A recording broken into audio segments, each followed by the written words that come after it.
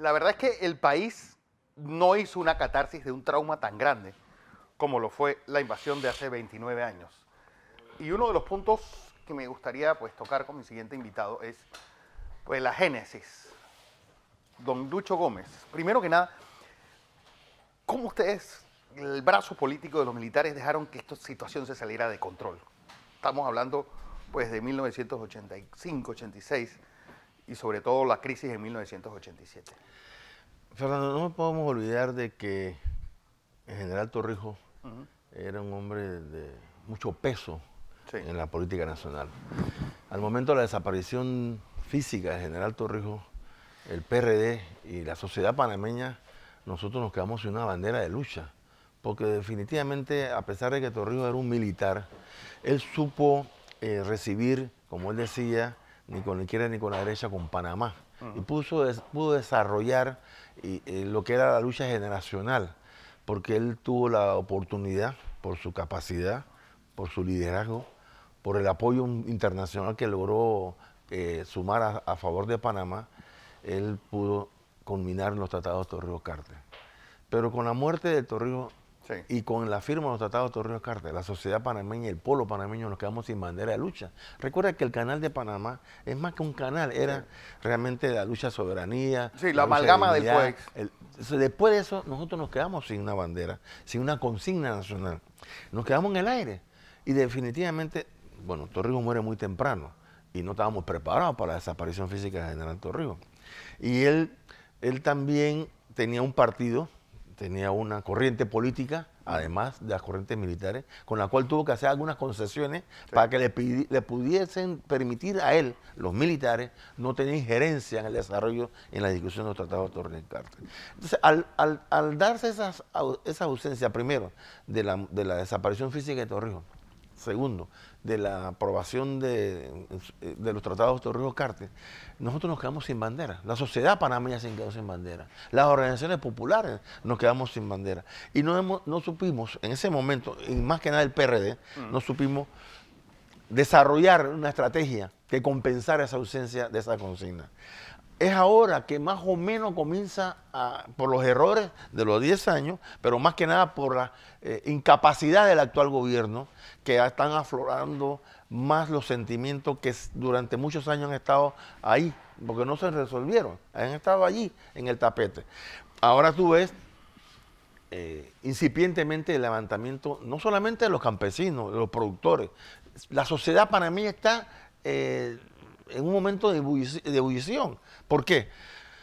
Porque la ausencia de organización, la ausencia de oportunidad ha llevado a los productores, a los campesinos, a los educadores, a los médicos, a los medios de comunicación social, a los jubilados, a crear un mecanismo de defensa enfrentando la dirección. Pero si había un partido que tenía raíces profundas en la sociedad, ese era el PRD, un partido multisectorial, multiclasista, que debió pues sentir esa crisis de 1987 mucho más a flor de piel que el resto de la clase política, que lo único que estaba buscando era llegar al poder.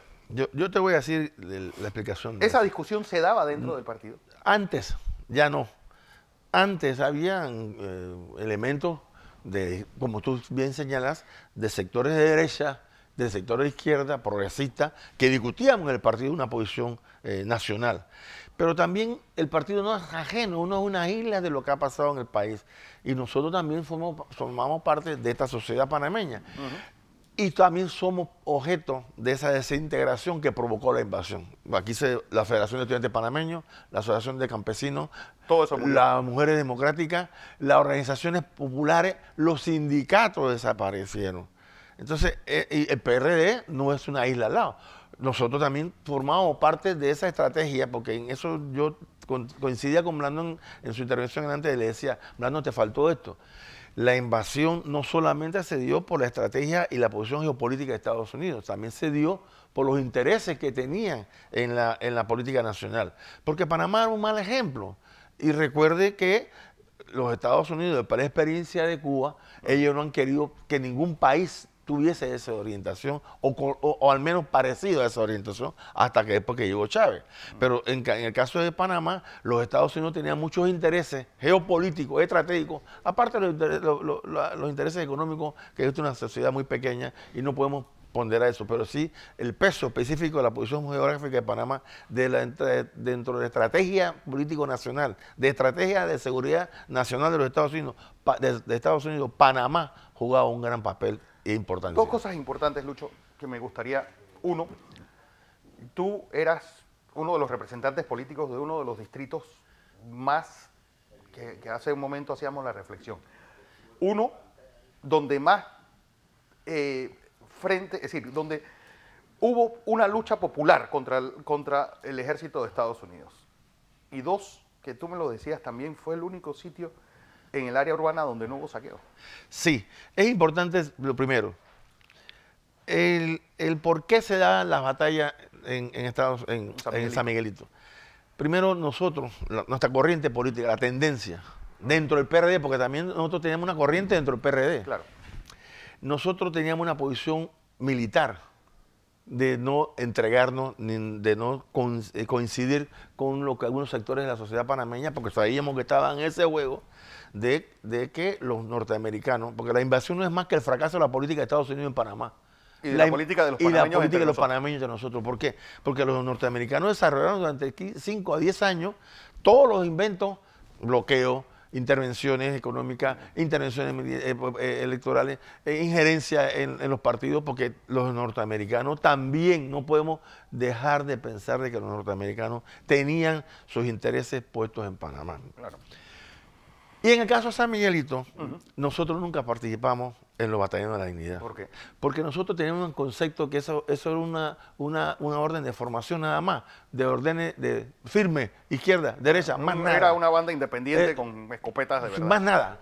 Y que además teníamos duda de quienes estaban dirigiendo eso por las Fuerzas Armadas, que teníamos una información de que ellos respondían a posiciones estratégicas norteamericanas, no a posiciones estratégicas panameñas.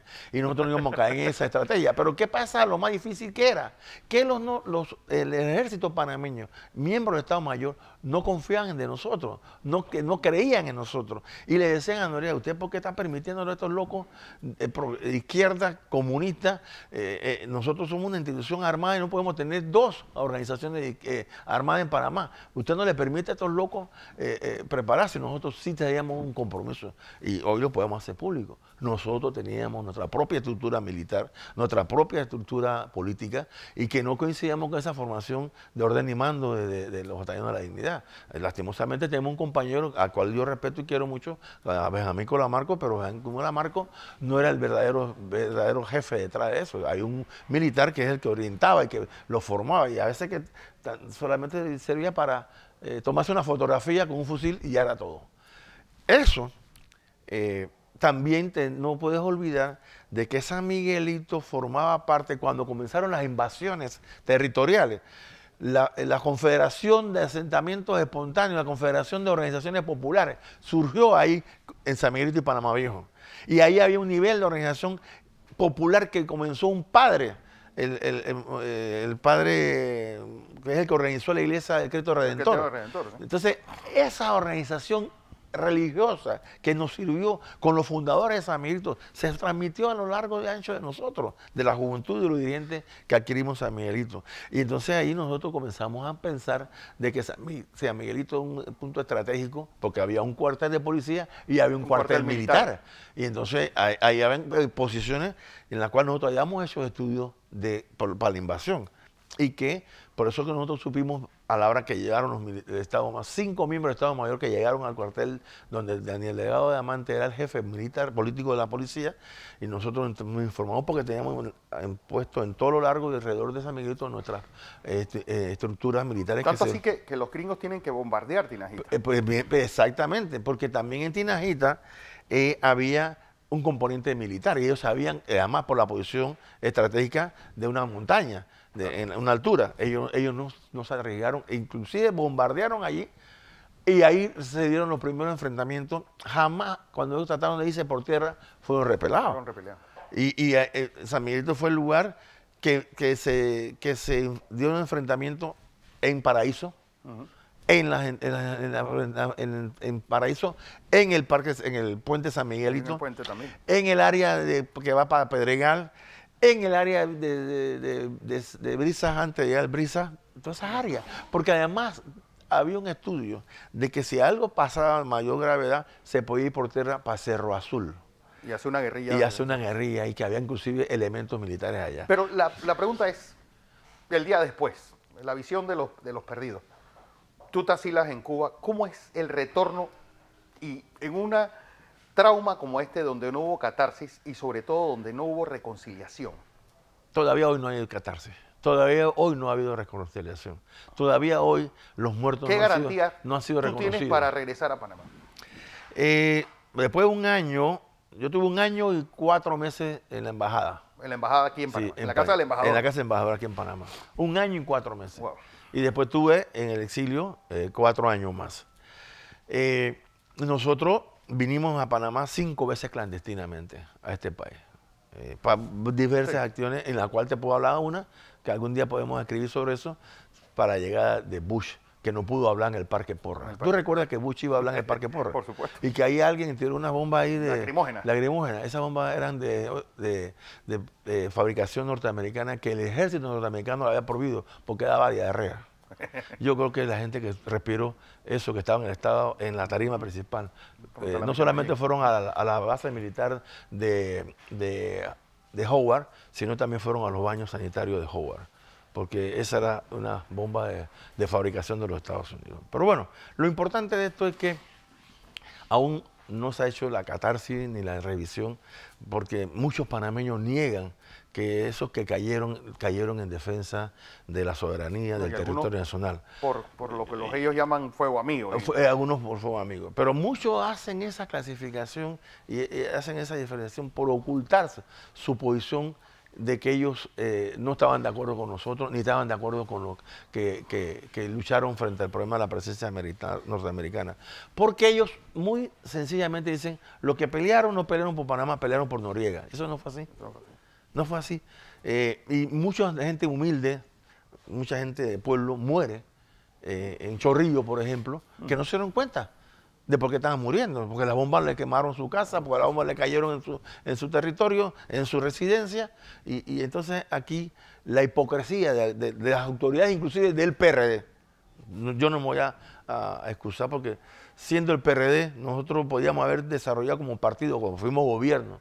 Después de la invasión fuimos gobierno 2 veces. Es más, le ganamos las primeras elecciones al gobierno de post-invasión.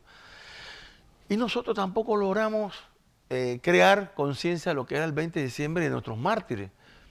Nosotros también fuimos cómplices del abandono frente a la historia, del papel de los panameños. Hoy todavía la gente no sabe cuántos...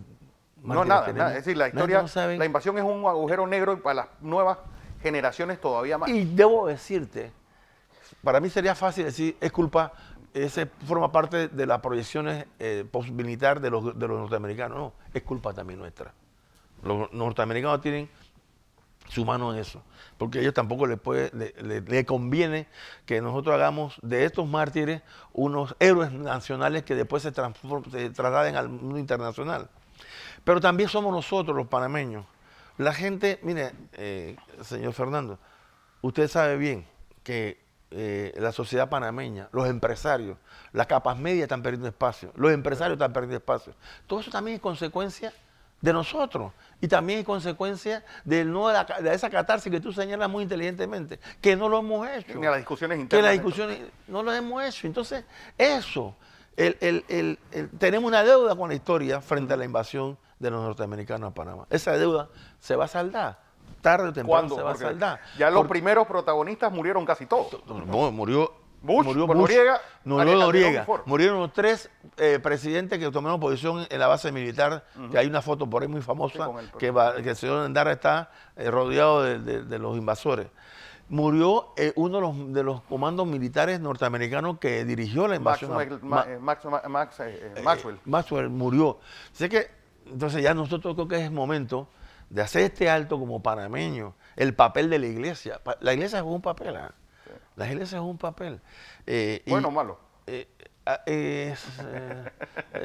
Yo tuve la oportunidad de ver la BOA, creo que era El nuncio. el nuncio, cuando nos fue a visitar, porque en los primeros días, acuérdense, los norteamericanos cerraron las entradas Sí. de la residencia y decía que ahí estaba Noriega, y no estaba Noriega, y hubo un momento que casi ellos mismos iban a ingresar A la casa del una embajador. madrugada. Un soldado norteamericano que se había apostado en el techo una residencia vecina, se durmió y se fue al muro arriba de la embajada y se quedó guindado con el zambrón en el hierro que divide las dos residencias. Ese hecho casi provoca que la gente que estaba en la embajada le respondieran a tiro al gringo y los gringos que están afuera le entraran a tiro a nosotros. Ese es el primero. Y el segundo hecho es que una madrugada el comandante Piñeiro, Barbarroja, llama el hombre de la Casa de América. El hombre de la Casa de América, y el embajador le contesta: no, ya tenemos todo lo dispositivos, hemos puesto las bombas en toda la parte interna, en el perímetro alrededor de la embajada, de la residencia, y está todo calculado, porque aquí no nos va a pasar como había pasado en Granada. Ese hecho no había terminado de hablar por teléfono con Cuba, cuando alrededor de todo eso movieron todos los perímetros que estaban en la parte afuera de la residencia. Lo más lejos posible. Y con ¿cómo se llama eso? Para escuchar el sonido, para decir, era verdad. Entonces, esos son dos hechos muy, muy delicados. Aparte de que, un momento que cuando iba a salir embajador querían abrir el carro, revisarlo. O sea, se dieron hechos interesantes desde el punto de vista de la vivencia allá en la residencia. No tengo tiempo, Lucho. Bueno, vamos a seguirlo mañana en Sobre Rueda. lastimosamente. Luis Lucho Gómez, miembro fundador del Partido Revolucionario Democrático.